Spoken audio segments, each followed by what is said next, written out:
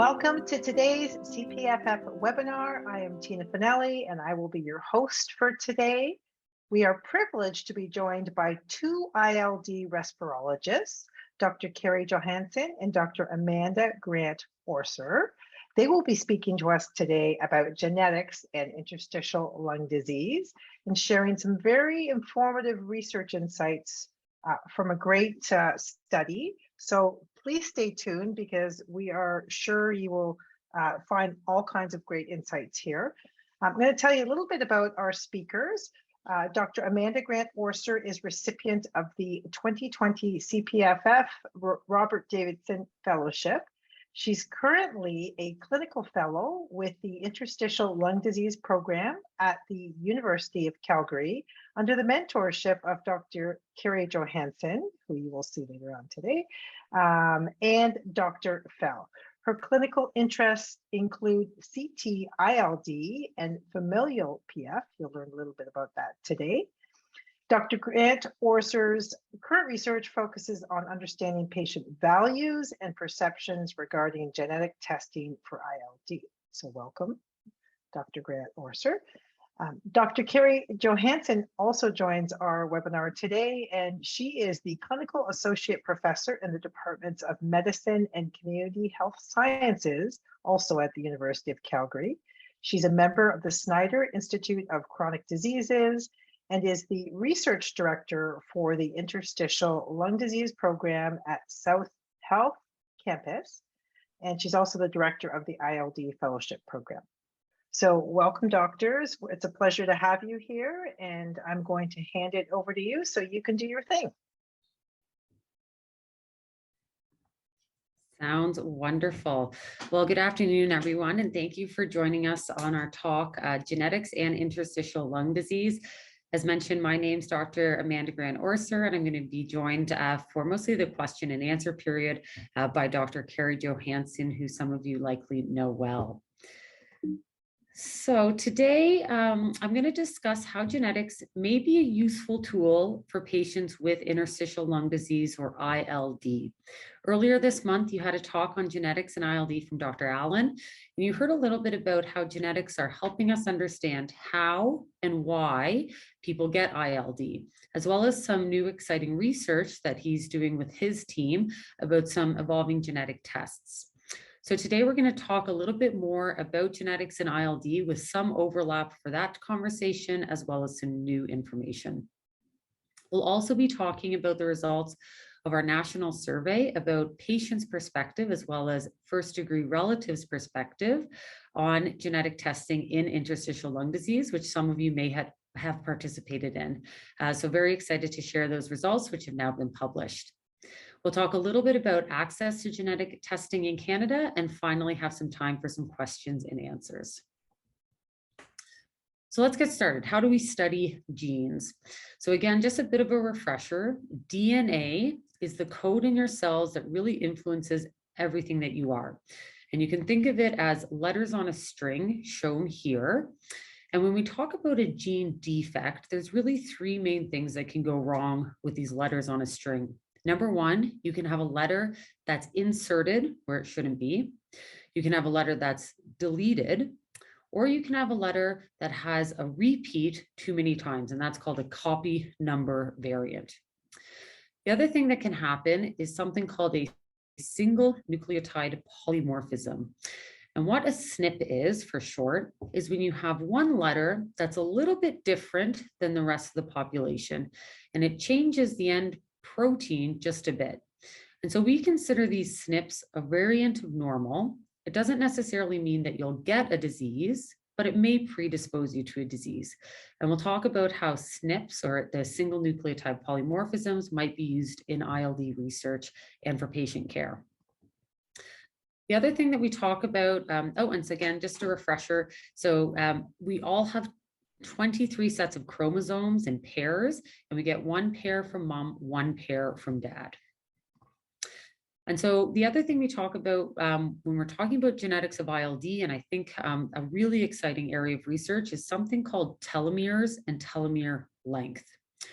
And so I mentioned that we have these pairs of chromosomes, and the chromosomes are very tightly wound DNA. This is how the cells store DNA. And at the end of the chromosomes, we have something called telomeres.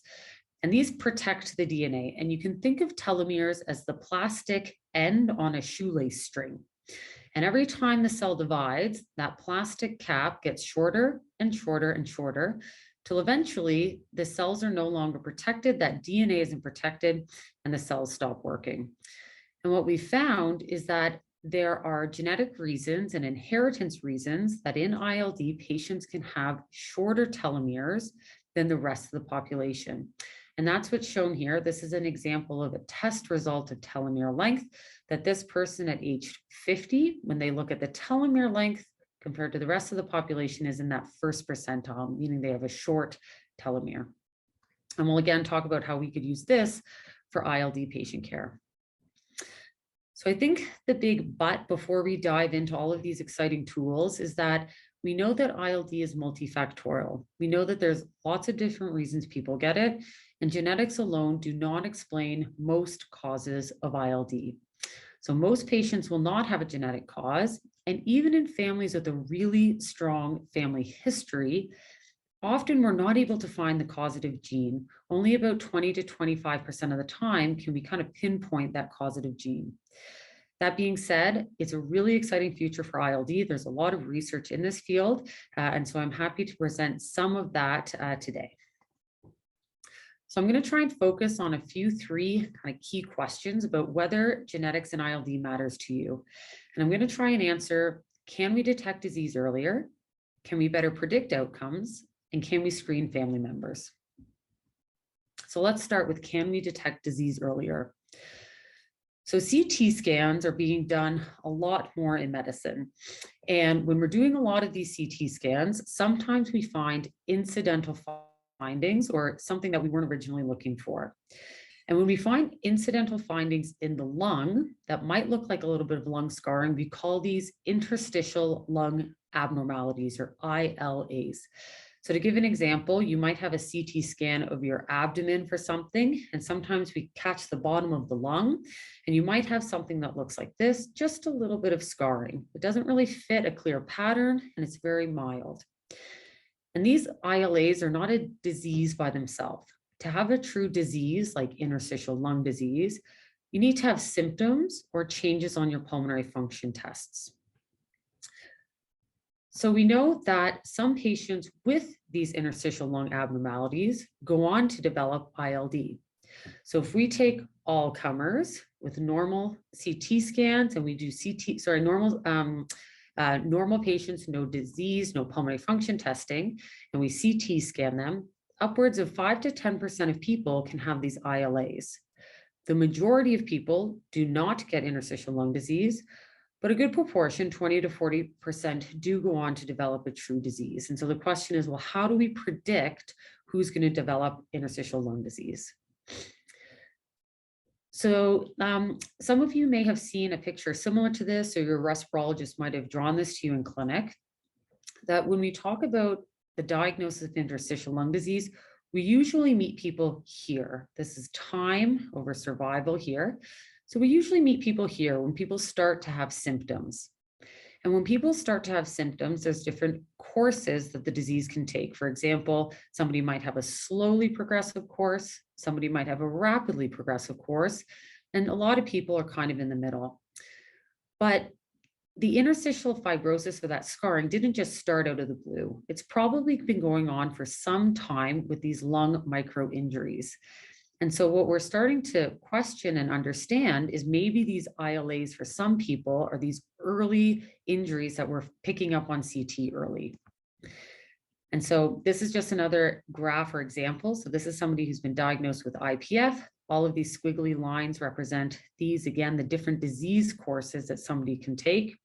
So let's blow this up and understand how we can reframe interstitial lung disease in the context of these ILAs. So again, bit of a busy slide, but here we have that diagnosis. And all the way back in time, we have these interstitial lung abnormalities. And as I mentioned, a good portion of people, they resolve, nothing to worry about. But the question is, how do we determine who's going to go on to develop an ILD represented here? And so that's where there's a genetic tool that might be helpful. And so I'm going to introduce the first genetic tool, something called MUC5B. So MUC5B is that SNP, that single nucleotide polymorphism, that there's a different letter in that DNA code compared to the general population. And so up to 10% of the general population has this SNP or this MUC5B. But in patients with idiopathic pulmonary fibrosis, it's much more common. Up to 40% of people have this. And so this raises the question, how does this affect patients with ILAs? And what we found in research is that patients who have these interstitial lung abnormalities, as well as this SNP, are at increased risk of developing interstitial lung disease over time. And so this raises the question, can we use this as a screening tool for those with interstitial lung abnormalities? So something that's definitely being looked at and a potential tool to kind of do that early detection. And so the kind of big question then for this tool is, can we use genetics to help identify high-risk patients? If we identify high-risk people early, can we prevent them from going on to develop that irreversible fibrosis? And with that, how do we prevent it? Well, what treatment should we use? That's still a question we're trying to answer. But most importantly, I think, is focusing on preventative health, trying to prevent those lung microinjuries I mentioned earlier. And that includes things like smoking cessation, vaccines to prevent getting sick, and occupational exposures as well. So I think all of this is coming down the pipeline and an exciting area for early disease identification. So let's focus on the next question. Can we better predict outcomes? So again, coming back to this slide, we meet people at the onset of symptoms, and people take different disease courses. And we always say interstitial lung disease is really unique patient by patient, but that's difficult in clinic for patients to hear that they're not really sure sometimes what the next few months, few years are going to look like. So I mentioned every patient is unique.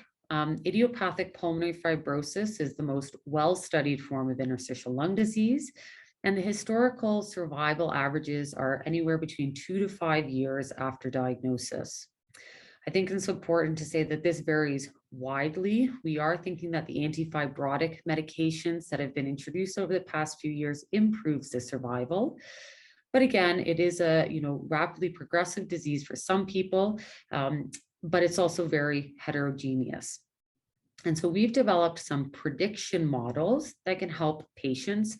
And I'll give you an example of one. This is something called the GAP score, where we take somebody's gender, age, and breathing test results and try and predict their mortality over the next several years. And I think this is helpful for clinicians, but it might not be really helpful to patients in clinic in front of you. So are there any other tools that we could use that might be a bit more sensitive to say, this is what your next 2-3 years are going to look like? So that's where I'm going to come back to the telomeres. So I mentioned that ILD patients are more likely to have short telomeres than the general population. And to give an example, short telomeres have been found in up to 30% of patients with idiopathic pulmonary fibrosis or hypersensitivity pneumonitis, and up to 10% of people who have rheumatoid arthritis ILD. And regardless of what type of ILD you have, what we found is that if you have a shorter telomere, you have a worse prognosis in all disease, meaning that you have a bit more of a progressive course. And that's what this table is describing here. 50th percentile being somebody who's got an average telomere length, and all of these people having shorter telomeres and having a bit worse prognosis. So again, this is just an example in hypersensitivity pneumonitis. This was an exciting study that was published 3 years ago. And this is looking at, again, years since diagnosis, proportion alive. And the lines here in red and orange are people who have short telomeres. And you can see that compared to people that have normal telomeres, they have a worse survival. And so the question is, can this be used to help predict how people do over time? I think another area that's very exciting for telomeres is maybe it might be used to help personalize management. This was a study that looked at immune suppression, so prednisone and azathioprine versus a placebo pill in patients with interstitial lung disease. And what they did here was they separated out all of the patients in the study to those who had short telomeres, so we say less than the 10th percentile, and those who had longer telomeres over the 10th percentile. And the blue dotted line here is those who got the immunosuppression, and the red is the placebo pill. And you can see there's quite a big gap here in the survival for this group with the short telomeres, but much less so here for the normal telomeres. And so the question is, can we use this tool to personalize medicine for patients with interstitial lung disease? So again, this will be my second kind of tool and hopes for the future is, can we better predict how patients will do with some of these genetic tools? And can we personalize medicine based on patients' genetics? And again, these are areas that are actively getting researched. And the last question I'll try and tackle is, can we screen family members? So familial pulmonary fibrosis is a term that we use when there's a family history of 2 or more relatives with interstitial lung disease. It's not a diagnosis in itself, meaning that somebody will still have idiopathic pulmonary fibrosis, hypersensitivity pneumonitis, but we'll say that they also have a strong family history or familial pulmonary fibrosis if they fulfill that criteria. I mentioned earlier in the talk that only 20-25% of families, when we actually do big screening of all their genes, have identifiable genes. And the most common ones that seem to be affected are, again, that telomere seems to be affected, and something else called surfactant. I think it's important to highlight that not all family members necessarily have the same type of interstitial lung disease. So this is an example of a family pedigree. So a mother and father had 2 sons. Sons are in, males are in squares, females are in circles. And half of this is colored in blue. So this is somebody that has a gene that's associated with ILD. And so this person, again, I mentioned that we get those chromosomes, 2 pairs, 1 from each side, has passed on the gene to both sons here. One person has gotten diagnosed with idiopathic pulmonary fibrosis. Somebody else has not. So they're a carrier of the gene, but don't have the disease. That being said, they've been able to pass it on to one of their sons, and this person has interstitial lung disease, in this case, something called RB-ILD. And same thing here, it kind of skips a generation, but this person's been diagnosed with NSIP or non-specific interstitial pneumonia. And so this is actually an example of a real family that's been studied, just to highlight again how some of these genes might be passed on, as well as the fact that not all family members have the same type of interstitial lung disease. So clearly it's not just the gene at play here. There's something else that happens during the course of somebody's life that influences what type of ILD they get. So currently for screening family members for disease, a lot of the work has been looking at CT or CAT scan changes. And what we found is when there's that very strong family history of interstitial lung disease, anywhere between 15 to 30% of at-risk first-degree relatives might have some changes on their CT scan. And when we say at-risk relatives, we usually mean first degree. So if you're a patient, you're a sibling, your parent, or your offspring. And again, the question is, who's actually going to go on to progress to true ILD if you just have these very subtle early changes? And that's something we're actively trying to understand. The role of genetic screening, so doing a blood test or looking for a particular gene, is not yet established. So again, this is something we're actively looking at, but right now CT scans are a little bit ahead in terms of eventually a screening program for family members. So what do we do in our clinic? I think this is just a practical approach because I think that this is top of mind for a lot of families who have interstitial lung disease. We're always happy to offer a doctor discussion. So if there's a family member that's concerned or you're concerned, we're happy to carve out some time in clinic to really address this. I think the biggest thing is don't ignore symptoms. Cough or shortness of breath can be due to a lot of different things, But if it's something that's persistent, I definitely recommend your family member get in to see a family doctor or a respirologist. When you do get seen, it's important to listen for crackles. Those are those fine changes that we hear on stethoscope when somebody does have some lung scarring. And if you are going to do a test to look for any changes, a CT scan may be better than pulmonary function testing, just because those early changes might not be enough to create a change on those breathing tests that many of you have done. That being said, I think it's important to highlight there's no role for prophylactic treatment. So there's nothing that we can offer right now to prevent any resolution or progression if somebody doesn't have a true interstitial lung disease. But again, really highlighting the risk factor modification. This is something we can all do, is try and prevent those injuries to the lung with smoking cessation, vaccines, and trying to limit any harmful occupational exposures. So testing guidelines, is there anything out there that's going to help us in the field decide who actually gets genetic testing? So this was a exciting guideline that was published earlier this year. It is American, but the Pulmonary Fibrosis Foundation, which is basically CPFF's sister foundation in the United States, recently put this out, the role of genetic testing in pulmonary fibrosis. And so there's lots of recommendations that were made. So consider testing and potential yield for variant, meaning the likelihood you're actually going to find something.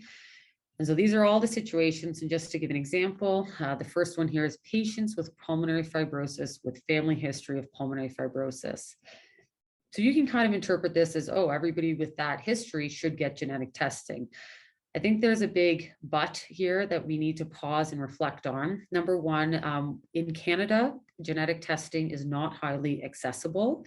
I think the United States have a bit different setup in terms of access to genetic testing. And there's also a lot of other questions that need to go into whether or not somebody gets genetic testing. So number one is clinical utility. With the results, how is that going to change our management? And as you can see from my previous slides, a lot of this work is still in the research phase. I mentioned access to testing. So some academic centers might have access to testing, but certainly this is not widespread in academic or community centers, and it's usually linked to a research project. I think almost most importantly is access to genetic counseling before and after you undergo a test like this. It's very important to understand what a result may mean for you, your family members, legal, insurance, etc. And I think maybe most importantly is, what do the stakeholders think about this? What do patients and those at risk of interstitial lung disease think about genetic testing? Is this something that they want for their care? And so that's what we tried to answer with our most recent research publication, asking patient and first-degree relatives their perceptions and perspectives about genetic testing in interstitial lung disease. And so this was recently published in the Annals of ATS. And again, the title was Perceptions of Genetic Testing, a Mixed Method Study of Patients with Pulmonary Fibrosis and Their First-Degree Relatives. And so the goal of this paper was really to understand, I mentioned those stakeholders, patients and first-degree relatives, understanding of genetics and ILD, willingness to undergo testing, the potential impact this information may have, and the interest in getting genetic testing more accessible in Canada.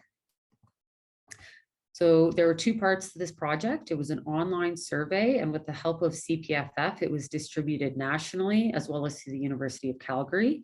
And we had close to 200 respondents that were both patients and family members.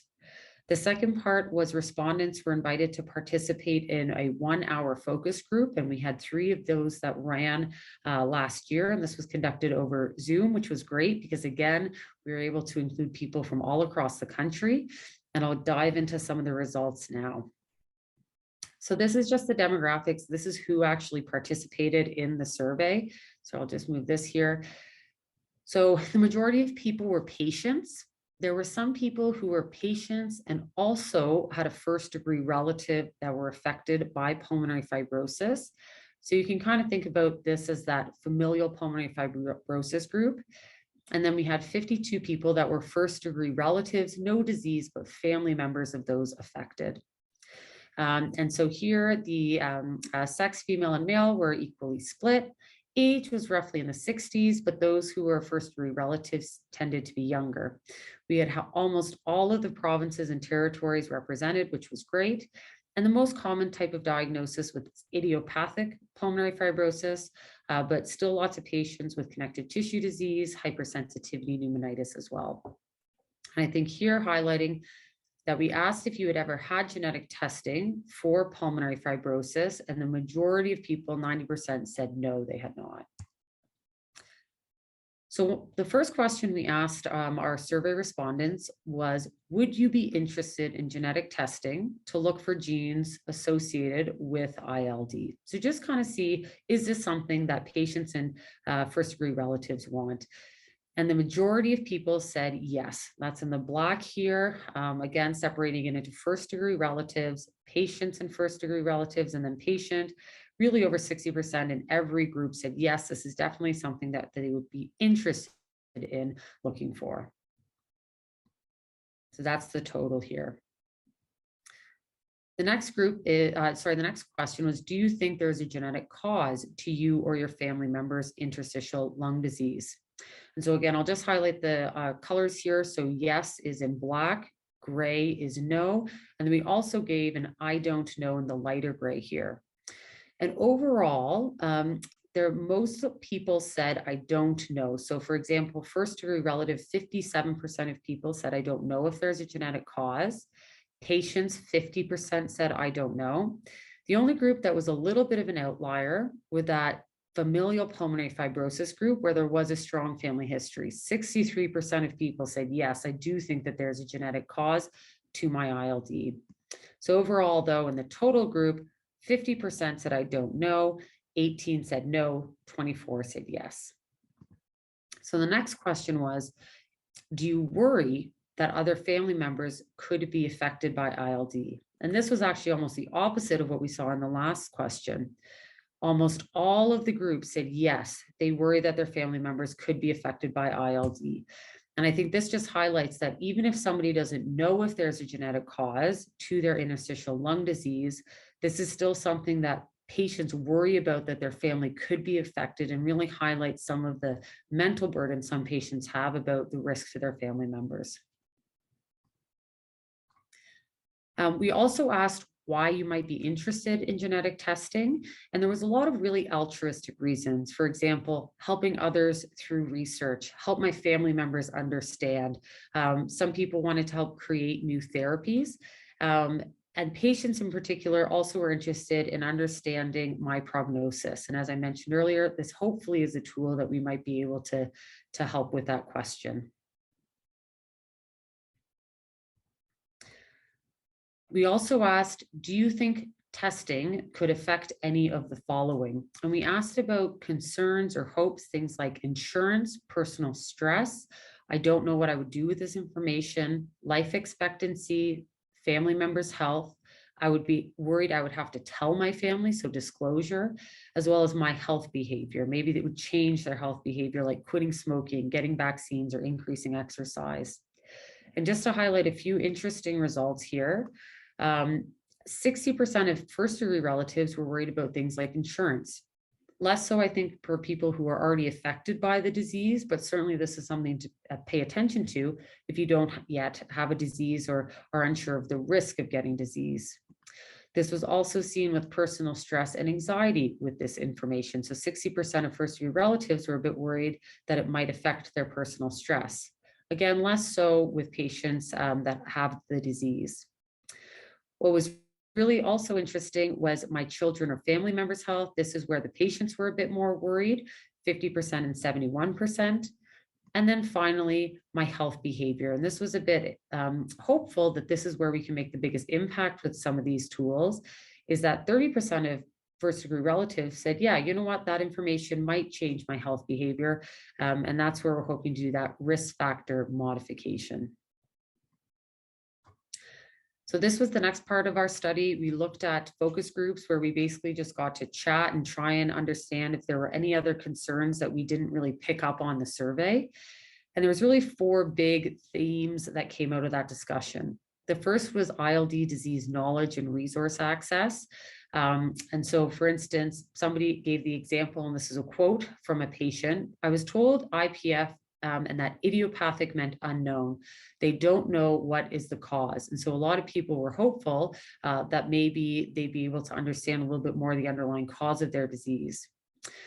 Genetics and ILD was also brought up, talking about what type of genetics. I mentioned two things: DNA defects and telomeres. There's a lot of other types of genetic testing out there. And this was a nice quote, also talking about how genetics might help that diagnosis. If it was proven that it wasn't genetic, it would lend a stronger creed to my occupational theory. So again, highlighting a little bit of people trying to find answers to why they developed interstitial lung disease. Use of genetic testing information. How do we actually use this information for people? There are a couple of things: anticipatory family planning, identifying those at risk, and treatment impacts. So one participant actually gave an analogy to things like cancer therapy, so that genetic testing and ILD might be a foundation for future treatment. There's lots of cancer treatments that they've narrowed down to genetic sorts of triggers. And so maybe we could do the same in ILD. And then finally, testing concerns. So again, lots of concerns about things like insurance coverage, family concerns, disclosure. And one participant said, "It's not just your medical record now, it's your children's and your grandchildren's and their siblings. So what are the protections in place?" So really understanding that legal side of things, insurance, etc. And so again, that really brings home and highlights the importance of genetic counseling before undergoing any of these investigations. So the last study I'll just quickly mention is that there are some places that genetic testing is a lot more accessible. And so, for example, in Europe, in some ILD centers, genetic testing can be offered to a lot more patients. And so this study looked at, well, what happens when we actually do genetic testing on at-risk first-degree relatives? So this was a European study. It was people who were asymptomatic, so no interstitial lung disease, but did have a family member affected by interstitial lung disease. And they were screened for some of those more common genes that are found in ILD. And then after they got their results, they were asked about the regret of getting those results afterwards.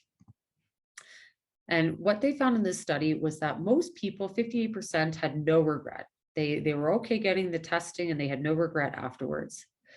33% had some mild regret and 9% had moderate regret. And when they really dove into the numbers, the people who had regret after getting testing also were the people that seemed to have abnormal pulmonary function testing or imaging, suggesting that they actually had early disease or more at risk for developing disease. So the bottom line that I take away from this paper is that, 58%, most people did not have regret in their decision, and that family screening programs like this may be well received by families, but again, really need to understand the risks and benefits of undergoing this before partaking in it. So again, if you have any questions, I think it's important to talk to your healthcare provider about what a positive result may mean beforehand. So let's talk finally about testing indications and access. Should I get tested? How do I get tested? Well, there are some commercial tests available. For example, 23andMe, Blueprint. There's some other ones that you can pay privately for. They range very much in how much they cost. They can be upwards of $1,000. And there's a lot of variability if they look for genes associated with pulmonary fibrosis at all. And so the majority of them don't. This is a lot more often things like ancestral studies, but there are a few that might look for genes associated with pulmonary fibrosis. But even that, they don't actually look at all the genes we know that can be affected. So it's really just a small snapshot. I mentioned again, it's important to highlight that most of the time there is not a genetic cause to interstitial lung disease. I think it's important to recognize there are some legal and insurance implications.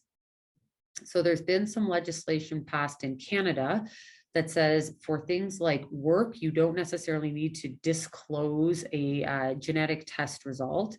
But that's not necessarily true for things like private pay insurance, travel insurance. So just really important to understand some of those small points before undergoing some of these commercial tests. That being said, recently, some ILD centers have offered genetic testing through ILD clinics. And I would say this is really often done in the research capacity. So it's not something that we do for all ILD patients. It really is on a case-by-case basis. So if I'm eligible, why should I get tested? Should I get tested? Again, highlighted this, and I think Dr. Allen also really highlighted this. Discuss it with your respirologist. I think we're happy to talk about this if you do have the opportunity to participate in a research project for genetic testing. I think, again, highlighting genetic counseling beforehand and after is really important.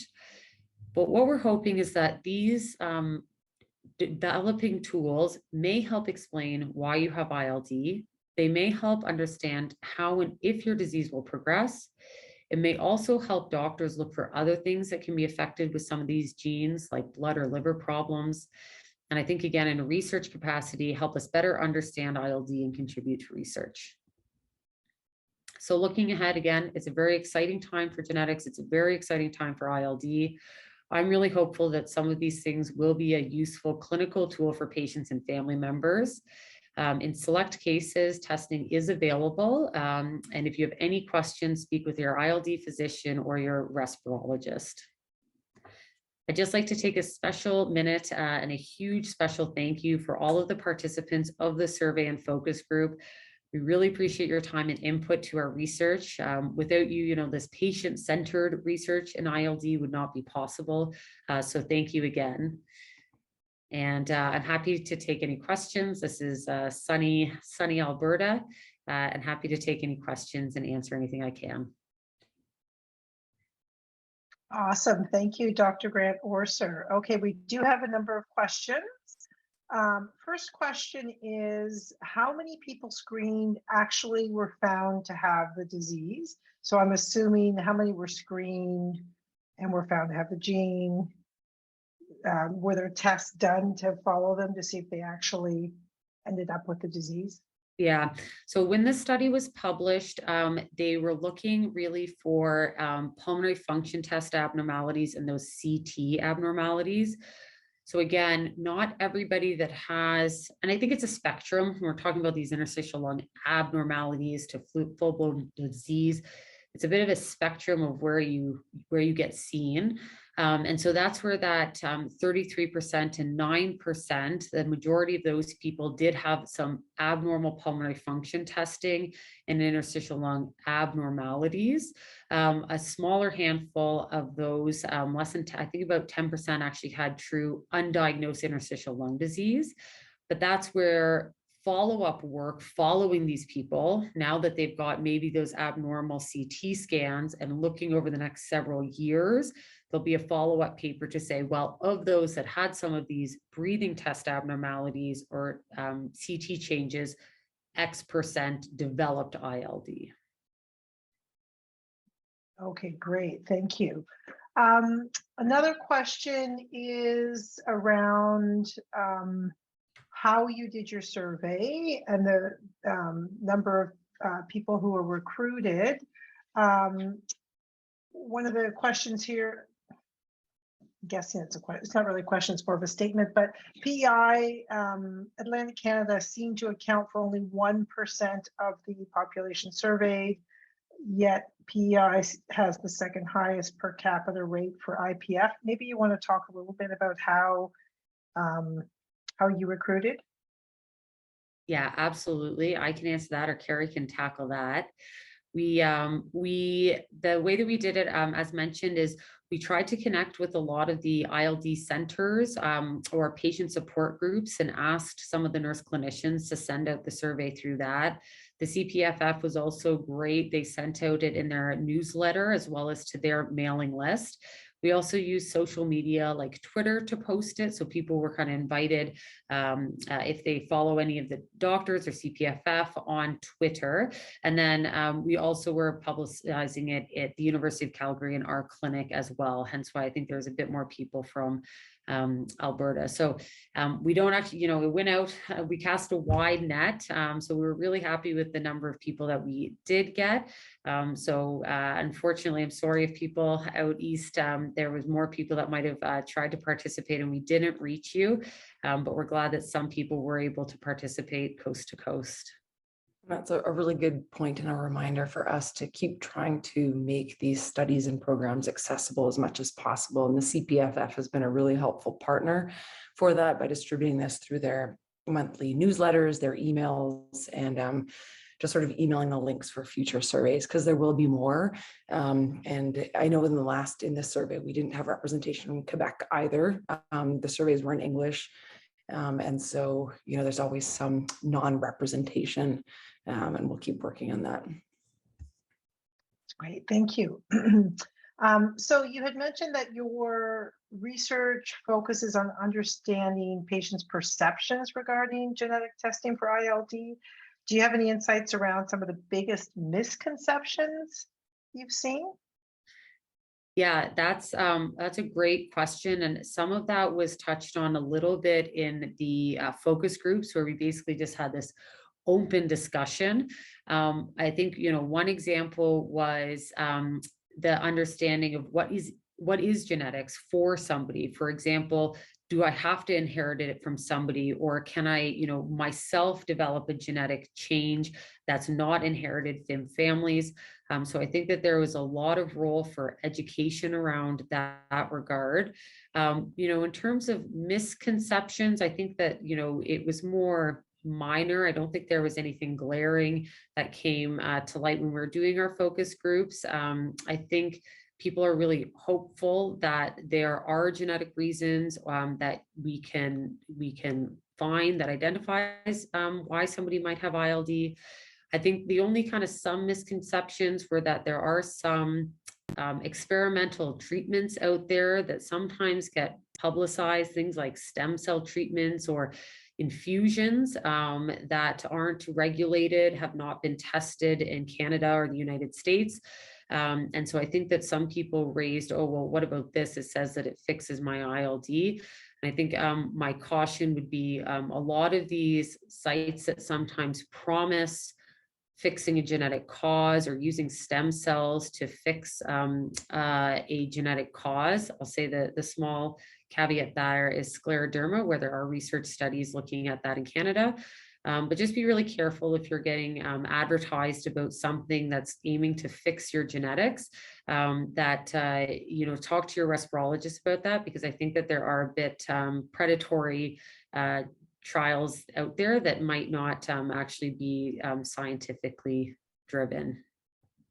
Kerri, I don't know if you have a comment on that too. I thought, Dr. Grant-Orser's presentation gave a great overview of genetics and how the risks work. And I think a common misconception, I think both from the clinician side as well as the patient side, is that it's like eye color. It's like an inherited, if you've got a gene abnormality, it means you're going to get the disease, but it's really complicated. And it's really important to emphasize that in most of these genetic abnormalities, it's one potential risk factor that increases someone's risk across an entire population, but doesn't mean they're necessarily going to get the disease. And so it's a pretty complicated components of risk factors, but just important to remember that it's not necessarily like, eye color and Mendelian inheritance of like direct passing on. Okay, great. Thank you for that.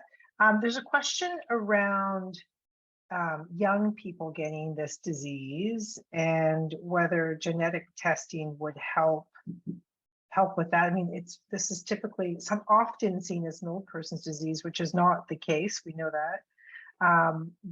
So is there something that could, with genetic screening or any of the testing, that could help with the age at which people are pre-screened and be able to help them more quickly? Yeah, and that's a great question, and that's something that we certainly see, that if there's a genetic cause to your interstitial lung disease, on average, people are diagnosed up to 10 years earlier than the average diagnosis of idiopathic pulmonary fibrosis, saying that on average, people with IPF are diagnosed around 65. And if there's a genetic cause, that can be much younger, 55, even 50. And so there's two reasons for that. Number one is coming back to those telomere lengths. So there's some work that's actually been shown that not only can you inherit the gene that shortens telomeres quickly, if you have a relative that has a short telomere, the telomeres that you inherit might be shorter to begin with. So you might be starting off life with some shorter telomeres, which kind of, you can think of it as accelerated aging. So absolutely, we have seen that when we meet people in clinic that are quite young with the diagnosis of interstitial lung disease, you'll see we'll spend a lot of time on family history to try and understand if there is a genetic cause. In terms of whether there's a test out there, the telomere length and some of those gene defects I mentioned are hopefully going to be a little bit more accessible in the next, say, 5-10 years.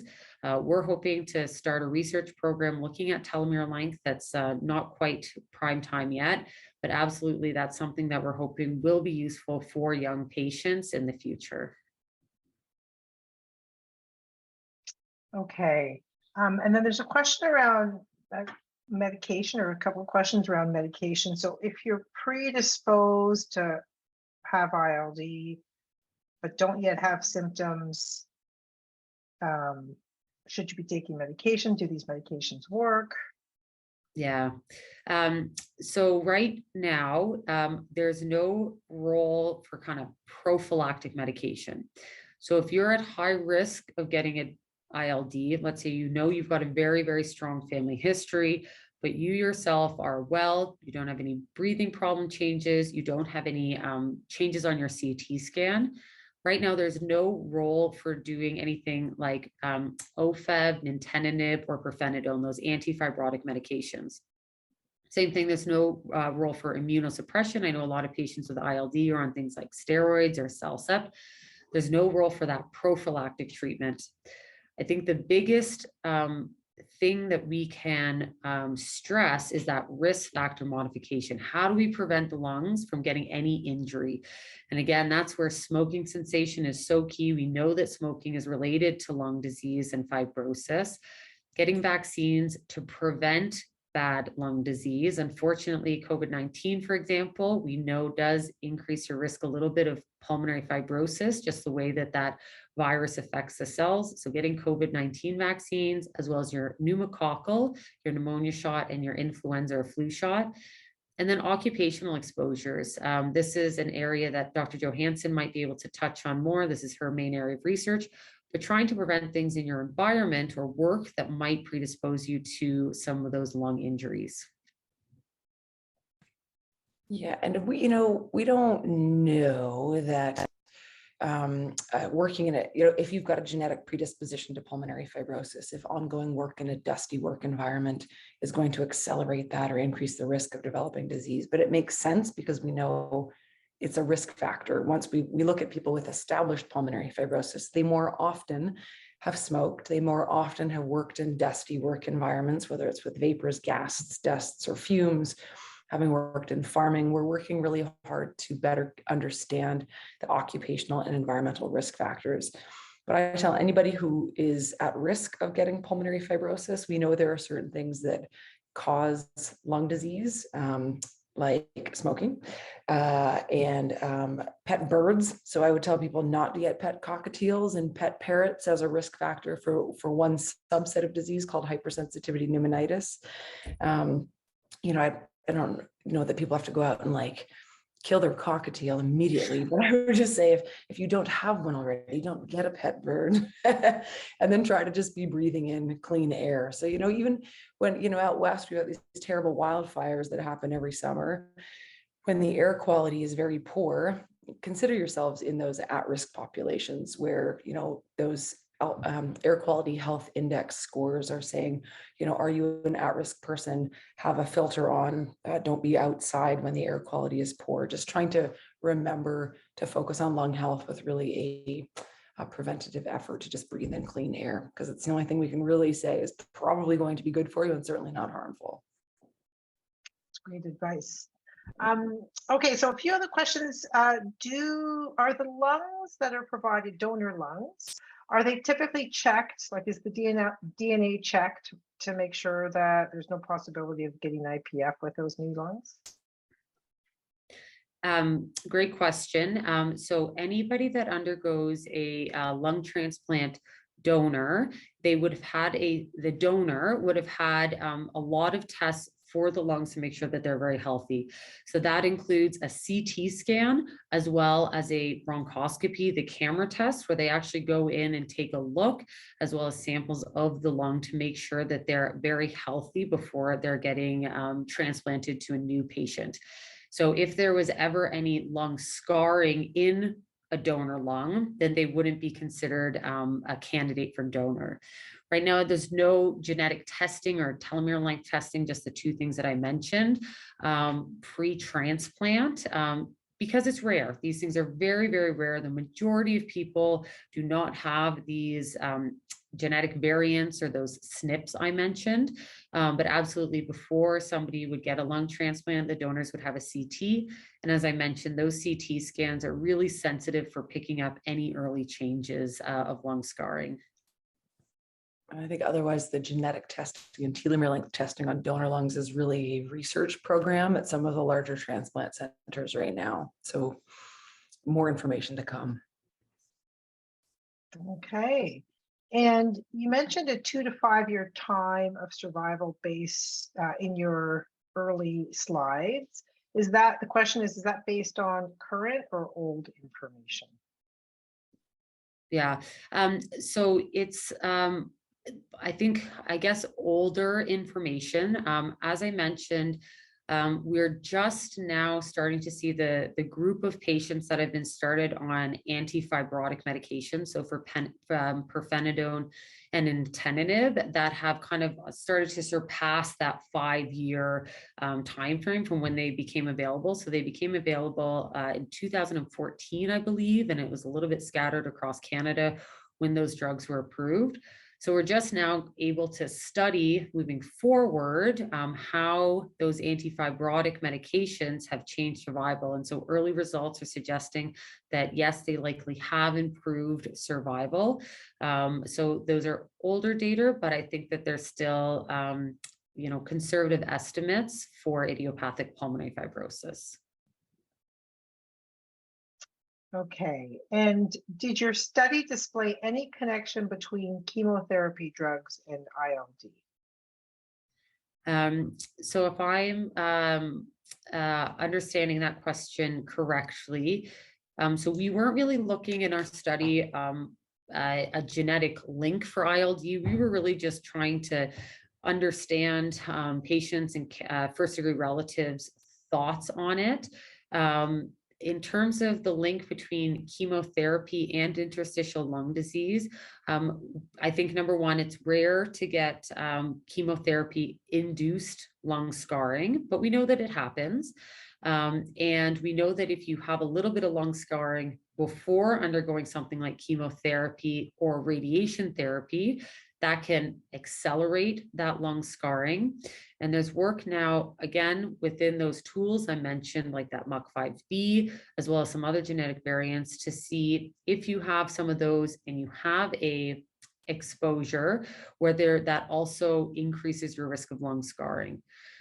So to summarize, we know that some chemotherapy and radiation can accelerate lung scarring or cause lung scarring.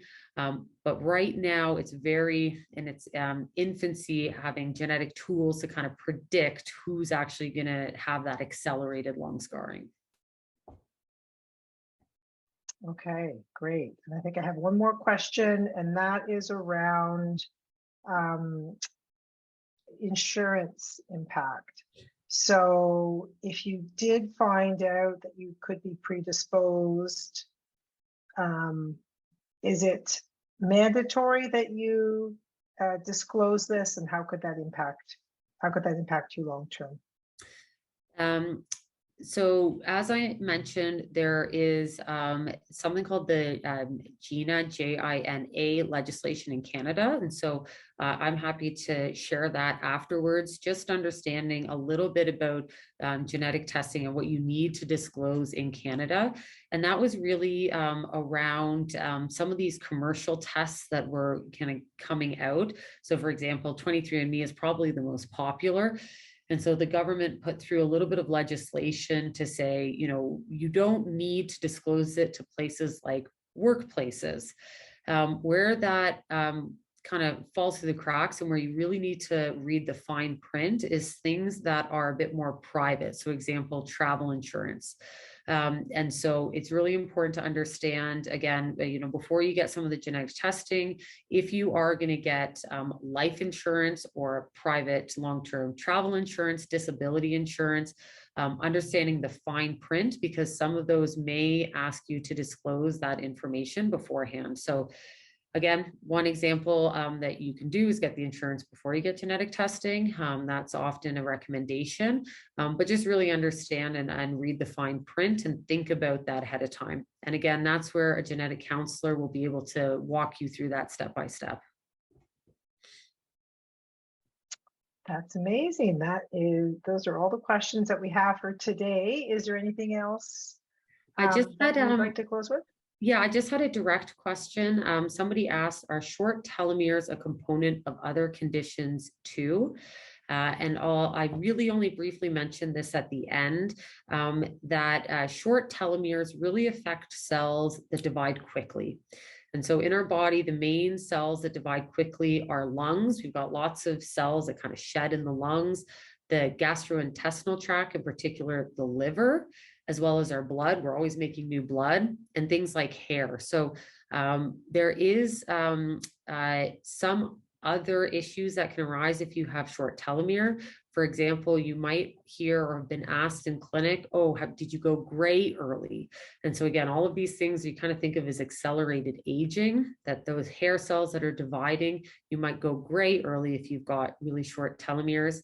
You might have some blood abnormalities and you might have some liver abnormalities. Not necessarily, but that's something that you might get asked about or screened about if there's a suspicion that you have short telomeres. Okay, great. Thank you.